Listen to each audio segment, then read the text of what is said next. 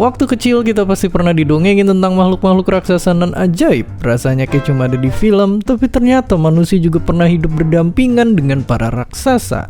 Tepatnya dari zaman nenek moyangnya kita. Walaupun sayangnya satu persatu menghilang dengan misterius. Tapi emang siapa aja mereka? Dan kemana perginya mereka semua?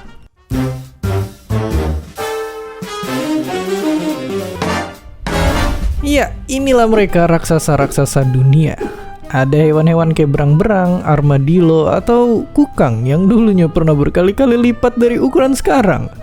Mamut ini yang 4 meter tinggi menjulang dan bisa hidup di suhu dingin dari freezer.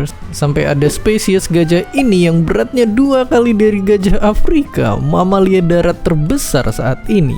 Tapi dari sejak 1 juta sampai ratusan ribu tahun lalu, tubuh mereka udah menyusut ke ukuran yang kita tahu sekarang karena perubahan kondisi alam yang ekstrim.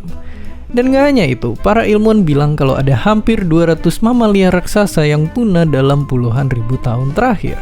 Apa alasannya?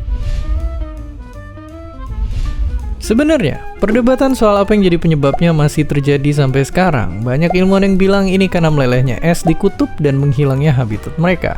Tapi seiring waktu, banyak bukti yang juga akhirnya mengarah ke sosok yang udah ketebak. Manusia. Iya, kepunahan besar-besaran alias fenomena ini diduga disebabkan eksplorasi dari migrasi manusia yang bikin perburuan besar-besaran di seluruh dunia waktu itu. Akibatnya mulai dari mamut, mastodon, sampai kukang sebesar gajah udah gak akan pernah kita lihat lagi sampai sekarang. Dan sialnya kecenderungan akan kepunahan ini juga mungkin bakal terus berlangsung sampai sekarang dan di masa mendatang. Kenapa begitu?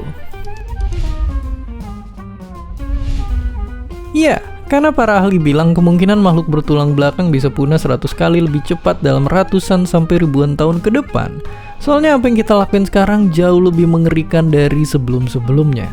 Pembangunan besar-besaran, perburuan dan pertambangan gila-gilaan, sampai ngeracunin lapisan atmosfer yang bikin satu dunia jadi krisis iklim. Hewan dan tumbuhan yang tadinya hidup bareng supaya bumi tetap nyaman ditinggali, pelan-pelan hilang tanpa jejak.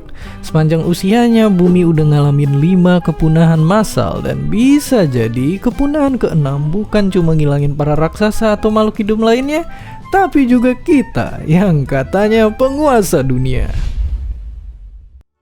Sekarang emang masih ada raksasa-raksasa hidup di sekitar kita.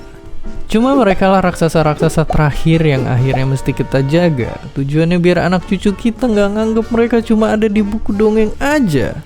Dan ngomong-ngomong, kalau kalian bisa nyelamatin satu raksasa yang udah punah, apa yang kalian pilih? Komen di bawah, dan seperti biasa, terima kasih.